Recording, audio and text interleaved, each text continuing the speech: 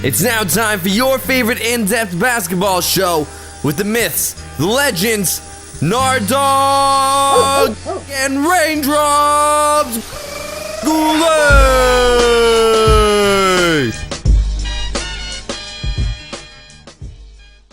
The second half of the NBA season is upon us, and NBA All-Star Weekend is all wrapped up, and the trade deadline has passed. Welcome to Full Court Press. I'm Justin Raindrops Goulet, joined as always by the one and only Nard Dogg, David Bernardi. How goes it, my friend? It's going great, sir. How are you? I'm fantastic. Thank you for asking. Now, I want to start this episode off. We're going to focus on All-Star Weekend later on, talk about All-Star Saturday night, and all the amazing things that happened as part of the weekend in Toronto, and how huge it was for the city of Toronto. But first things first, I want to focus on the NBA trade deadline. See some of the moves that happened around the league, some of the shakeups. No huge blockbusters or anything, but in your opinion, what are some of the biggest transactions that happened as part of the trade deadline? Just before the trade deadline day, there was a good trade, I thought, for the Pistons, where they acquired Tobias Harris from the Magic for Brandon Jennings and Ersan Ilyasova. Pretty good move. Yeah, the Magic got Jennings and Ilyasova. They're good, but Harris, he'll fit in so well with the Pistons. And right now they're outside of a playoff spot, but this should put them right back in it, and maybe even top 5 in the East, I'd say. They're going to be really tough, and it's not just that. They traded the Rockets. They got Donatas Motiejunas and Marcus Thornton, who are going to be awesome off the bench for them. They're going to be tough. Do you think the Pistons were the biggest winner out of the trade deadline in that period of time? Yeah, I think they got 3 really good role players that are going to put them in the playoffs for sure, and we'll see from there. Looks like they could have a bright future ahead of them, especially on the back of, they've got Andre Drummond, who's just an absolute beast. Yeah, could have been a Raptor, but the Raptors drafted Terrence Ross. We won't dwell on that for now. I feel like I mention that every episode. I think you do. We should, do a count up of that. How many times the Nard Dogg mentions Terrence Ross and Andre Drummond, the possibility of him being a Toronto Raptor over Terrence Ross and other players. Well, moving on to other things. The Orlando Magic, they traded Channing Frye to the Cavaliers in a 3-team deal that sent Anderson Varejao, who's been a lifelong Cleveland Cavalier, he's going to the Portland Trailblazers.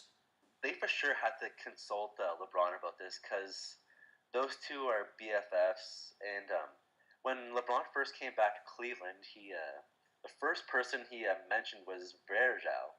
It's kind of hard for LeBron to lose him, but they gained Channing Frye, and he's going to be awesome for the Cavs. The spacing he never got in Orlando, he's going to get in Cleveland. He's going to hit all those threes. Yeah, he's a solid big man who could rebound, grab the ball, and he can shoot the ball too. He could hit those threes. Now, are the Cavs suiting up against the Warriors for a 3-point contest in the finals or something?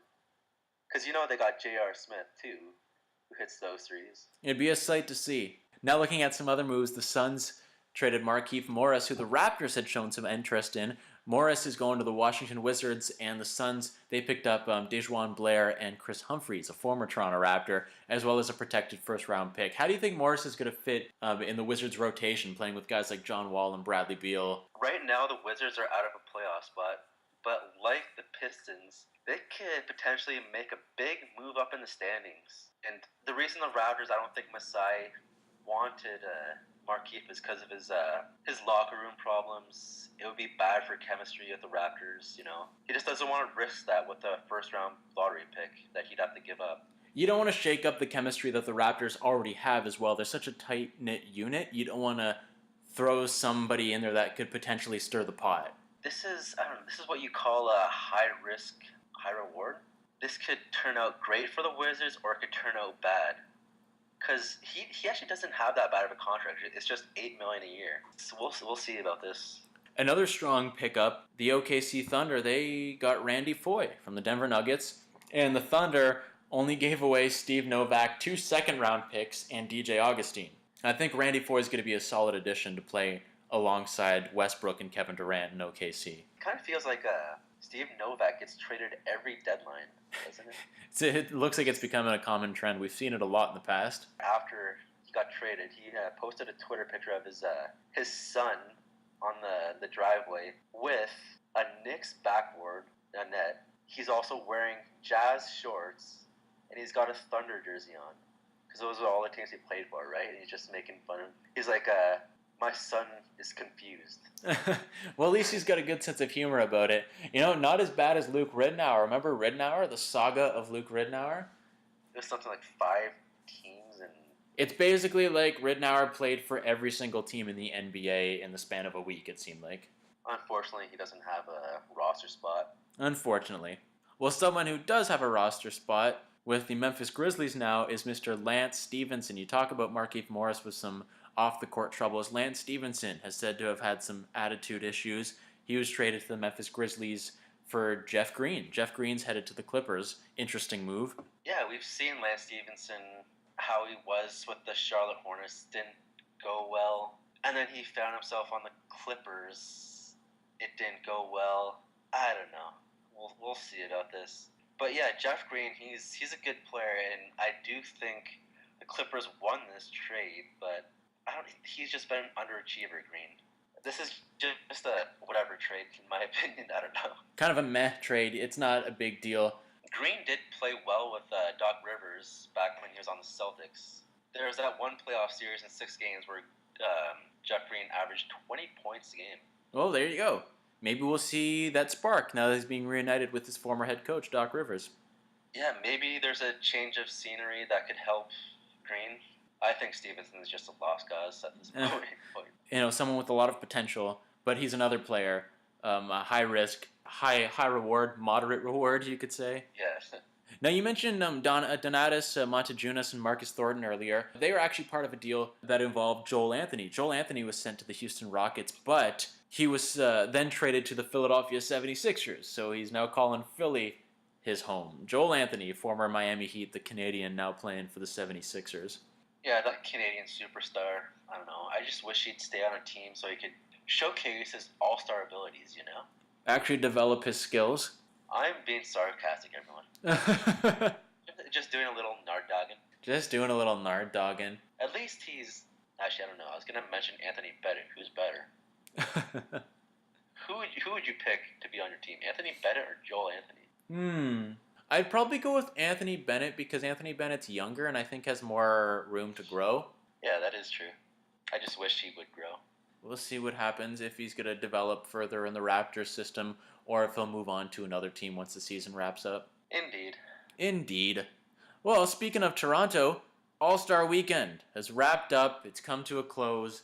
And some are saying that it was the best All-Star Weekend of all time. All right, Nard Dogg, let me ask you something. Would you like to discuss the 2016 NBA All-Star Weekend right now? Would I like to talk about the All-Star Game being held in my hometown? 110%, bud. All right, let's get to it. It's the second half of the season, which means we just got to witness NBA All-Star Weekend. In my opinion, the most wonderful time of the year in the basketball season. First time ever outside of the United States, held in Toronto. What are your thoughts? Let's talk about the All-Star Weekend. Yeah, it's very historic. It's the 65th All-Star Game.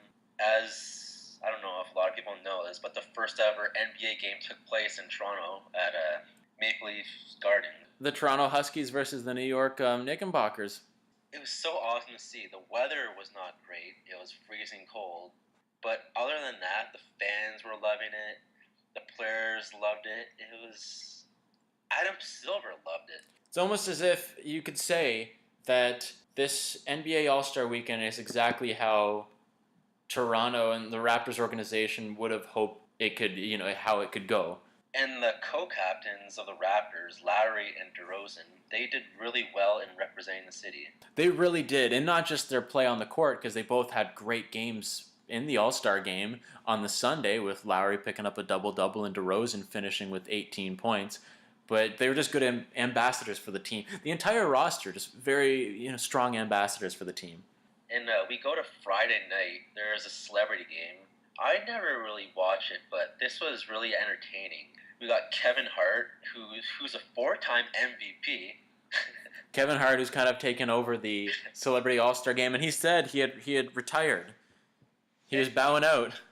He chooses to become a coach. the USA team, and as everyone knows, Drake was the coach of the Canadian team. Of course. And there's some trash talking going on before the game. Yeah, all in good fun, of course, which is great to see. It's nice to see everybody involved having a good time and enjoying All-Star Weekend, because that's what it's all about. It's about having fun. You kind of leave, you have that a little bit of that competitive edge, but at the end of the day, it's all about having fun. And I was shocked by Jason Sudeikis. That guy just comes in and he just hits these threes. Like, who the heck is this guy? Well, Sudeikis, fun fact that you may not know, Nard Dogg, Jason Sudeikis actually played high school basketball with Tyronn Lue. Tyronn Lue? Yeah, he played basketball with him or he played against Tyronn Lue. That's pretty cool stuff. Yeah, fun little small world connection, eh? Yeah, and there's a former NBA player, former Raptor, Tracy McGrady, who was in the game. He played for Team Canada. T-Mac. Yeah, he played for Team Canada. He was really selfish at the start of the game. He was just jacking up shot after shot after shot. And he got I think it was a couple air balls. I'm like, what? Oh no, what's happening, T-Mac? And he's only been retired for what, 4 or 5 seasons? Yeah, it hasn't been that long. And he just, I don't know, that was pretty hilarious. Milos Raonic, the tennis player from Canada, he was actually pretty well. He dunked. Yeah, I was just about to ask, did you see his slam? Oh, that was impressive. Yeah, and you talk about impressive. Win Butler, the lead singer of the Arcade Fire, unreal. Yes. He earned MVP honors. What did he have? Like 14 rebounds? Yeah, you and I thought when he was playing, I was like, is this Kelly Olynyk? They look very similar. They've both got those long locks. Then, of course, there's that post-game interview where Win Butler brought up Canadian politics and American politics, talking about Canadian healthcare, and the American reporter kind of shut him down. So that was kind of an awkward moment, but... Sage Steele was having none of that. No, was not having none of that. Always entertaining, the celebrity game. Always fun to see what some of these, non-professional players can bring to the court, like someone like Milos Raonic dunking it. Win Butler. I would never have expected that Win Butler was awesome at basketball, but he did a great job. Jason Sudeikis, too. Jeannie Bouchard, she played, I think it was 5 minutes, and then she was like, yep, that's it. I'm done. I'm sticking to the tennis court. But it was really funny. Kevin Hart, he was like, "Oh, we're losing. I need to. I don't know. I'm gonna go to the back. I'm gonna go to the locker room." And then he comes back. He's got the jersey on, and he just comes right in the game. And he played decently well. He was awful. But it was really funny. He comes out to the crowd with the Rocky theme song on. Quite wonderful. Yeah. Fun spectacle, a great way to start off the 2016 All-Star Weekend. Then, of course, there was the Rising Stars Challenge. It was basically the Zach LaVine and Kristaps Porzingis show. Yeah, basically. Well, Zach LaVine was named the MVP. I still can't believe that Knicks fans were booing Porzingis on draft day. And look what now, he'll probably finish second in rookie voting. Well, doesn't he have one of the top-selling jerseys in the league now? Isn't it the top? I think it's the top selling. I think it may be the top selling, or in the top 5 for sure. So it's funny to see what's happened there, because they were booing him when he got drafted, like you said, and then they see him play and they're like, wow, this guy can get it done. Yeah, I think some people are calling him Porzingod. He's got a whole bunch of nicknames. He's got a bright future ahead of him, I'd say. Just imagine if he bulks up, he's gonna be a terror to watch. Well, he's still young, so he's got a lot ahead of him. What about All-Star Saturday night, the middle of the weekend? All-Star Saturday night, which the All-Star game is amazing to see and all, but I think my personal favorite part of All-Star Weekend is All-Star Saturday night. You've got the skills competition. They did something a little bit different this year. They had the smalls versus the bigs. And that final matchup was Isaiah Thomas versus Karl Anthony Towns. Who would have thought that Karl Anthony Towns would have won that? I love that. Actually, before it happened, I was like, I'm picking Isaiah Thomas, and he goes to the finals. But then I'm like, I was surprised by Karl Anthony Towns. He's talented. He's really talented. I'm predicting right now, in 10 years, we're going to be talking about him like we're talking about Duncan, Garnett, Dirk Nowitzki, Chris Webber, all those guys, all those power forwards, centers that were incredible, big man. He's going to be up there. You think he's going to hit that legendary status? Because all those names that you listed are they're legends of the game of basketball. The game before the All-Star break against the Raptors, he put up, I think it's 35 and 10. Wow. Something like 5 blocks, and only 3 players in NBA history have done that. Wow. Talk about beast mode. In the first season is, I'm predicting that right now. He's going to be one of the top 10 big men of all time. Awesome. All time. Oh, that sounds crazy. Right now it sounds crazy. Right now it sounds crazy, but hey, in 10 years, you may be right. The next event, it was, I believe it was Draymond Green versus Kevin Hart in the three-point contest. Okay. What'd you think of that? I was pretty surprised by Kevin Hart. He's just full of surprises that weekend. He really is. Just killing it. And it's just crazy. Like, he scored 12 points in a three-point contest. That's impressive. Yeah. Quite impressive. He would have actually beaten Draymond Green if that, because he hit the final shot, but it didn't count because it's the buzzer. Mm-hmm. I don't know, it got the crowd going. It's one of those cool little, between the NBA events, kind of fun little activities that they can do to just keep the crowd on their feet, just keep the buzz going. It's cool that they do things like that. Now for the actual three-point competition, which Klay Thompson won, it was Klay versus Steph Curry, the battle of the Splash Brothers. Yeah, that was pretty cool. Our boy Lowry, he didn't do so well. Kyle Lowry was a little rough in the three-point competition, but it was still awesome to see him represent T-Dot. Of course. It was incredible. Just watching Steph Curry just shoot those shots like it's nothing. Oh my God. He makes it look so easy. And then you see Klay Thompson, who Barack Obama says has a better shot. Do you think Klay Thompson has a better shot than Steph Curry? I think more smooth. I don't know. It's got like more of a Ray Allen feel to it. Mm-hmm. Steph Curry is more like he'll just throw behind his back. I don't know. He'll throw one-handed. It just goes in. Steph Curry just can't miss a shot. It doesn't matter how he shoots it. You just can't miss it. Like I say every time, Steph Curry is a real-life video game. Yeah, it's a fair assessment. Speaking of video games, this is one that I really want to focus on. The dunk contest. The dunk contest is back. It is back because last year's dunk contest was awesome. Last year's dunk contest was the first contest in maybe like 5-6 seasons that actually made me stand up on my feet, because the years before that, the dunkers just relied on props and that showmanship, which is, it's cool and all, but I want to see feats of athleticism, and we totally got that this year. Aaron Gordon versus Zach LaVine. Wow. And here's the debate. Do you think Gordon deserved it more? Yes. Why is that? Not from pushing down Zach LaVine's dunks. They were fantastic dunks. They were very impressive.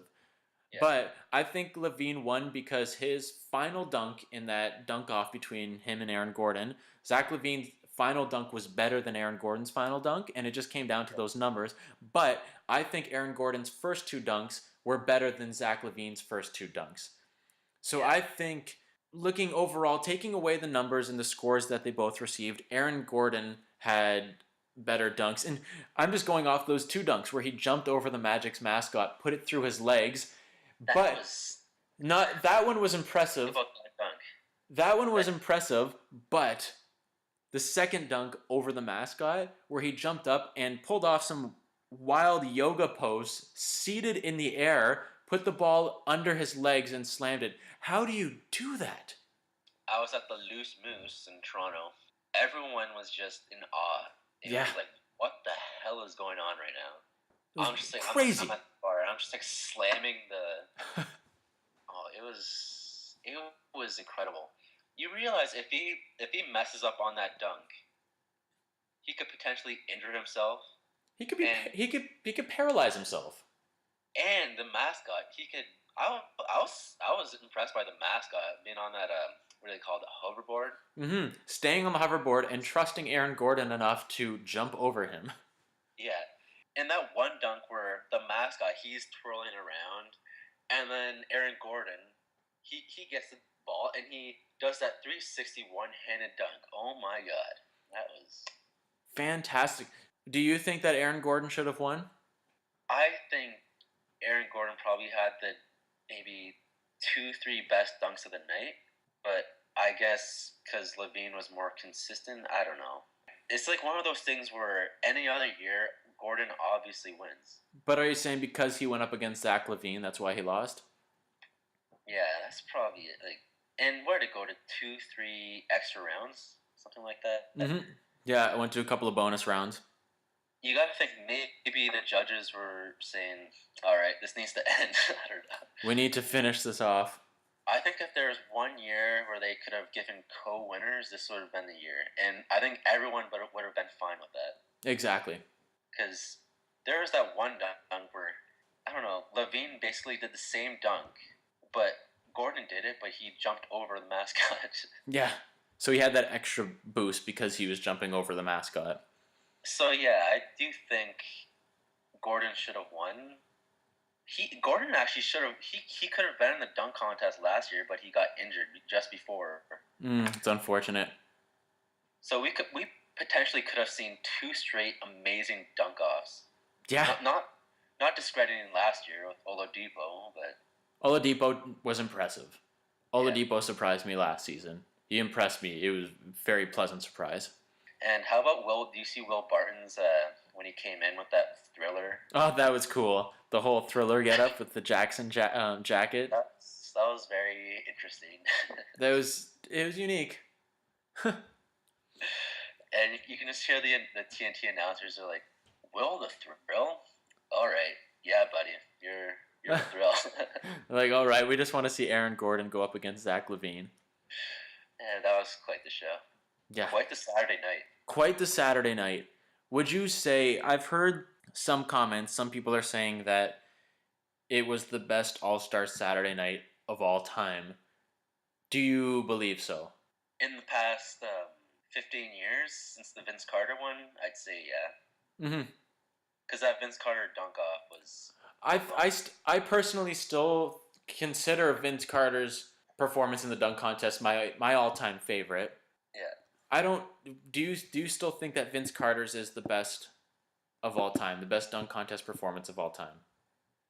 I just think his dunks were so powerful, and I don't like just seeing all the NBA superstars, Shaq, Webber, Kidd, Iverson like leaving the building, walking out after one of Vince's dunks. I don't know. It was just spectacular. No one's seen it before. No one saw what Vince had done. Mm-hmm. Which is that's the thing, because as the years go on, it gets more difficult and difficult to top Vince Carter and other winners of the past, like guys like Jason Richardson.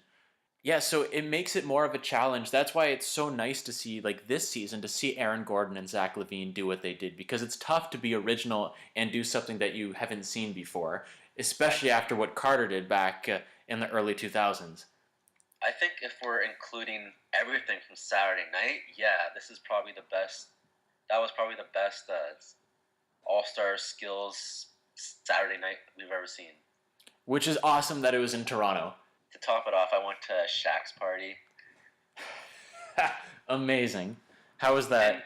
Did you meet Mr. O'Neal? I didn't meet Shaq, but he waved to everyone at the club. That was about it. But I did see Stephen A. Smith of ESPN looking like a douchebag that he is. Oh, Nard Dogg. Whoa, calm down. Whew. Nard Dogg unleashed. That Saturday night was, I don't know, booyah? Does it get a boom shakalaka? I think it gets a boom shakalaka. It hit the nail in the coffin. Yeah, that it did. How's it going, NBA Live? The nail in the coffin. that was just awful. My impersonations every week are just flawless, aren't they? They're spot on. They're something else. They're bang on, my friend. Well, moving on to the main event of All-Star Weekend. I'm a huge fan of All-Star Saturday Night, but the show that ends it all is, of course, the NBA All-Star Game. let's start off with the introduction. There's talk that you know how Drake he introduces all the Raptors during the OVO nights. Yep. Anyways, there was talk that he was going to do that at the All-Star game, every single All-Star. Anyways, he goes to the front area where they're introducing all the players, and he doesn't say anything. It's just Herbie Kuhn. Oh, surprising. We just see all these All-Stars going over to Drake and giving him a hug, handshake, and all that. But I found it funny how Westbrook and Kobe were the only two All-Stars that didn't acknowledge Drake. Huh. Interesting. I just want to, just a brief side note. Kudos. I'm so happy for Herbie Kuhn that he got to announce All-Star Weekend because he's been with the Raptors forever. Yeah. And he's very much one of the voices of the Toronto Raptors. You go to a Raptors game, you've gone to as many games as we've gone to, you know who Herbie Kuhn is. Yeah. It was awesome hearing him say DeRozan and Lowry. It was a good moment. Exciting times. A huge weekend for the Toronto Raptors and for Canada when it comes to basketball. It was big. Really big weekend. We're going to see some All-Star games in the future taking place in Toronto. This isn't the final time we see the All-Star game in Toronto. Well, we know Charlotte's hosting 2017 and LA's hosting 2018. Who knows? Maybe it makes a return to Toronto in 2019. So we go after Los Angeles to a couple more warm cities, just to, because NBA players love to relax in warm weather rather than the freezing cold. That's what you get when you host All-Star Weekend in Toronto, Ontario, Canada.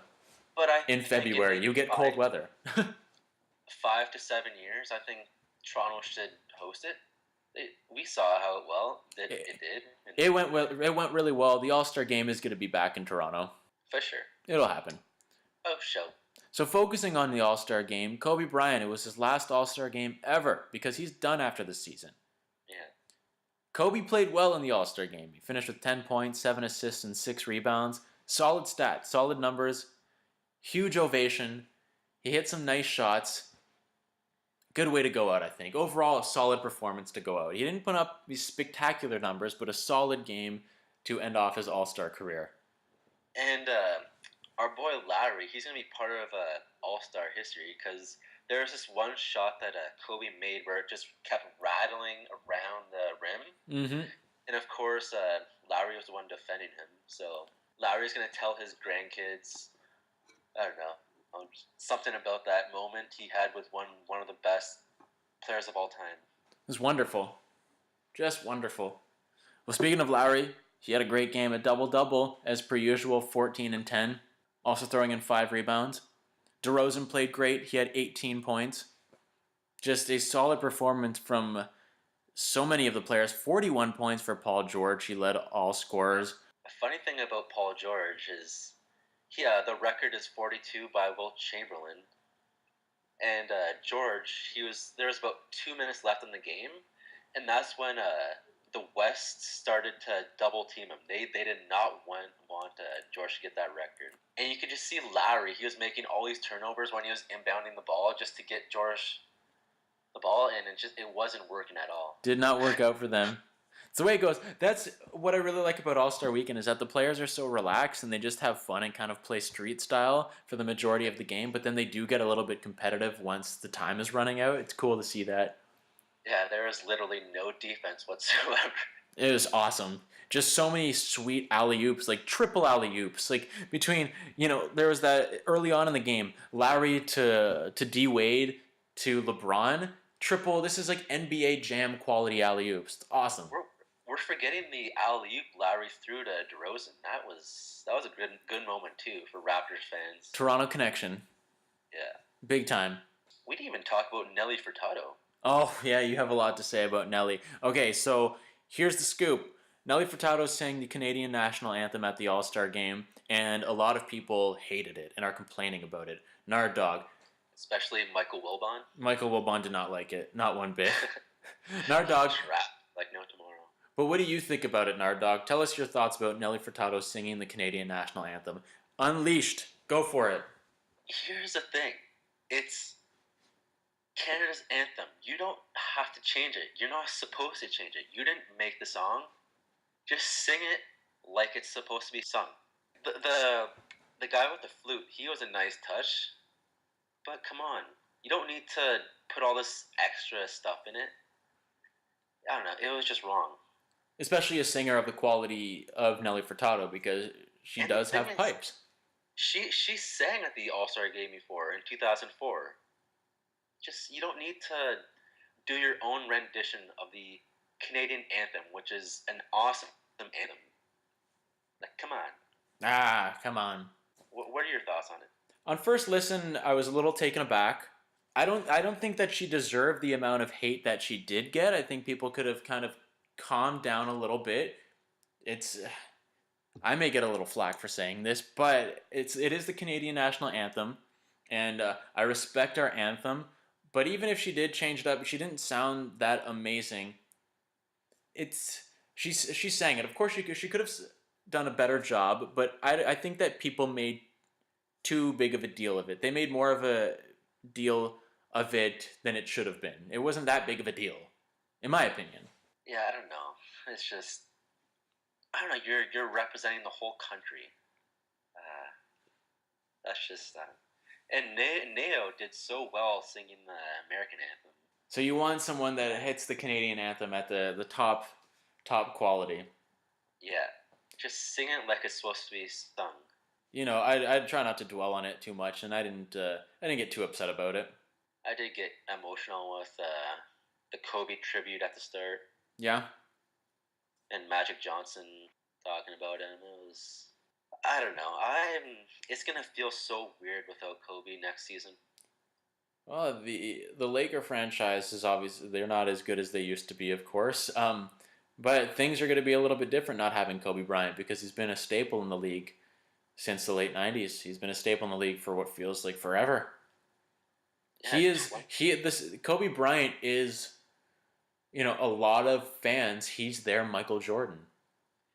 Yeah, he's basically, if you started watching in the early 2000s, he's your generation of MJ. Mm-hmm. You've got Michael Jordan, you've got Kobe Bryant, and you've got LeBron. Yeah. Those are the three, I'd say, like those are the three greats of their generation. And of course, Kobe Bryant is a part of LeBron's generation, vice versa. But you know what I mean. I think you put more Kobe or LeBron in the, I'd say, mid 2000s till he's gonna play for a while. Oh yeah, he's got plenty of years left. He's gonna break some records. Oh, of course. That scoring record, he'll for sure be top 3. Yeah, big time. Top 2. You never know. What do you think about Russell Westbrook, named the MVP of the All-Star Game? 31 points, 8 rebounds, 5 assists. Yeah, Russell Westbrook, the first back-to-back MVP of the All-Star Game since Bob Pettit back in the 50s. St. Louis Hawks. Yeah. Now, you mentioned Nelly Furtado. She sang the Canadian national anthem, and Neo sang the American national anthem. What do you think about Sting, part of the musical entertainment, the halftime show? I thought that was strange. Yeah. He's an awesome singer, but I don't know, it just didn't fit in the NBA, that culture, Kind of strange. Sting is like, he would fit perfectly with an NHL All-Star Game, Mm-hmm. But NBA, I don't know, it was not taking anything away from him. It was a great performance. It was just... You would have preferred someone like a Michael Bolton. Oh, Michael Bolton? Michael Bolton can sing in anything. Michael Bolton could have his own rap career if he wanted. Oh, there you go. Well, on that note, Nard Dogg, overall thoughts on All-Star Weekend. One of the greatest of all time. We talked about All-Star Saturday night, but the overall weekend as a whole, think it was one of the best, if not the best, All-Star Weekend of all time. First one held outside the States, first one held in Canada. It's big. It's a big deal. I just think, being the hometown guy, I'm not trying to be biased, but it was just awesome. Everything went right from Thursday till Sunday. I didn't see any flaws. Just a very smooth, awesome weekend. And we both know Toronto's going to host it again. Yeah, totally. Toronto will host the All-Star weekend, the All-Star game, sometime again in the future. Hopefully the near future. Hopefully the Raptors have a championship by then. You never know. Do you think, now just looking ahead real quick before we wrap things up, looking ahead at the Raptors this season, you think they're going to hit that 50-win mark? Yes. Yes, they will. You're saying a yes? I'm predicting over 50. I don't know. Right now, they're projected to win 55. That'd be nice.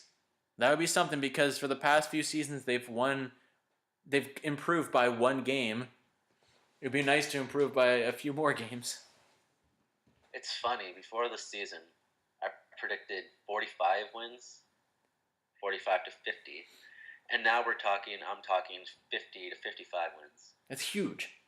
Final assessment. What do you think the Raptors are going to end up with this season? How many wins? I'm going to go out on a limb and say they win 53 games and lose 29. That'll be good enough for, obviously, second in the East. I think they could finish in second place in the East, and I'm thinking around that mark, too. I think they can get above 50. I'm thinking about 52. I'm calling 52 and 30. You got to hope they get off to a good start going into the second half. Second half of the season's going to be big. DeRozan's got to play big, and Kyle Lowry must continue to play like the all-star that he is. He can't have a slip-up like he did last season and go downhill. That would not be fun. That would not be fun. You got to have DeMarre Carroll back. Yeah, back in full force. You got to have JV playing to his top strength. He'd be huge for the playoffs. He's going to be massive for the playoffs. And yeah, you mentioned JV, Jonas Valanciunas. He's the guy that's gotta step up because they didn't acquire a big man in the trade deadline. He's the guy who's gotta bring it to the next level, second half. Show why I shouldn't have been an all-star. I'll prove it. Do it, Jonas. Exactly. He's got this, and I think the second half of the NBA season is looking bright for the Toronto Raptors. Thinking we're gonna get over 50 victories. Make it past the second round of the playoffs, and hey, who knows, in 5-6 years, maybe the Raptors will have a championship, and they will host the All-Star weekend once again. Well, Nard Dogg, final thoughts? Anything you want to add? Where can people find you online? You can find me on the Twitter at DavidBernardi7. Excellent. And Instagram? Same handle on Instagram? Yep, DavidBernardi7. Just keeping it simple. As always. Right on. I like it. You can find me on Twitter and Instagram at JustinGoulet21. And I think that wraps things up for us. Anything else you want to add, Nard Dogg? That's about it. We'll find out in the next episode. Yeah, we'll just keep tabs on what's happening in the NBA, see how the second half of the season pans out. Well, until next time, thank you so much for tuning in to Full Court Press. I'm Justin Raindrops Goulet. And I'm the Nard Dogg, David Bernardi. Keep the basketball movement alive and strong, and we will catch you next time. Cheers. You've just been hit with Full Court Press. Courtesy of the men, the myths, the legends, Nard Dogg and Raindrops.